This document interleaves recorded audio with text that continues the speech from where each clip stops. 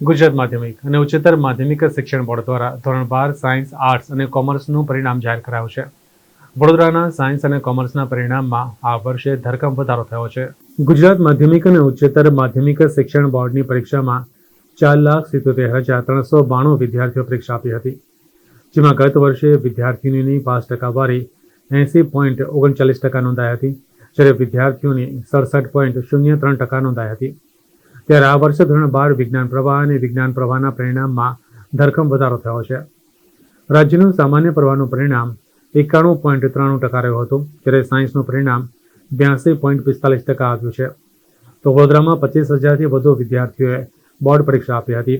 ત્યારે વડોદરાનું ધોરણ 12 વિજ્ઞાન પ્રવાહનું 82.50% અને સામાન્ય પ્રવાહનું 85.23% પરિણામ આવ્યું છે. પરિણામ આવતા શાળામાં વિદ્યાર્થીઓ પરિવાર સાથે પહોંચ્યા હતા. વડોદરાનું ગત વર્ષે સામાન્ય પ્રવાહનું 67.19% પરિણામ આવ્યું હતું, જ્યારે વિજ્ઞાન પ્રવાહનું 65.54% પરિણામ આવ્યું હતું. બંને પ્રવાહના પરિણામોમાં આ વર્ષે ધરખમ વધારો થયો છે. સારા પરિણામ સાથે ઉત્તીર્ણ થનાર વિદ્યાર્થીઓમાં ખુશી જોવા મળી હતી. ધોરણ 12 વિજ્ઞાન અને સામાન્ય પ્રવાહનું ધરખમ પરિણામ આવતા શાળાના આચાર્યએ ખુશી વ્યક્ત કરી હતી અને શાળાના પરિણામને લઈને સંતોષ પણ વ્યક્ત કર્યો હતો. તો સફળ થનાર દરેક વિદ્યાર્થીઓનું અભિનંદન આપું છું, પણ આપના માધ્યમથી એ પણ કહેવા માગું છું કે જે વિદ્યાર્થીઓ સફળ નથી થઈ શક્યા એમને હતાશ થવાની જરૂર નથી. જુલાઈ માસની અંદર ફરીથી બોર્ડની પરીક્ષા લેશે. 12 કોમર્સ, 12 સાયન્સ.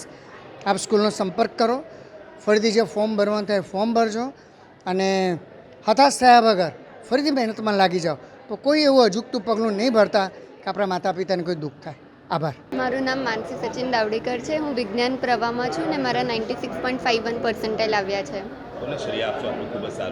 આનું શ્રેય મારા પેરેન્ટ્સને, શિક્ષકોને આપીશ, કારણ કે શિક્ષકોનો બહુ સહકાર રહ્યો આખું વર્ષ. એમને બહુ ગાઈડન્સ આપ્યું હતું અને એટલે સારું પરિણામ આવ્યું.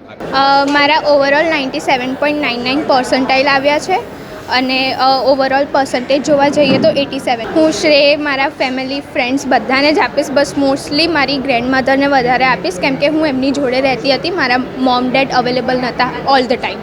હું સામાન્ય પ્રવાહમાં છું. 88.27% છે અને 97.02% છે.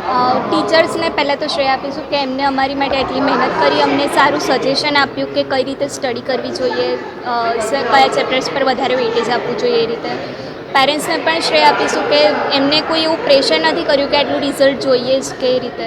મારું નામ રુચા સંદીપ કુંભાર છે અને મને 88% આવ્યા છે અને હું સાયન્સ પ્રવાહમાં મેથ્સમાં હતી, એટલે હું મારા રિઝલ્ટથી ખુશ છું અને હું આનું બધું શ્રેય મારા ટીચર્સ અને પેરેન્ટ્સને આપીશ. આગળ એન્જિનિયરિંગ, ઇલેક્ટ્રોનિક્સમાં કરવાની ઈચ્છા છે.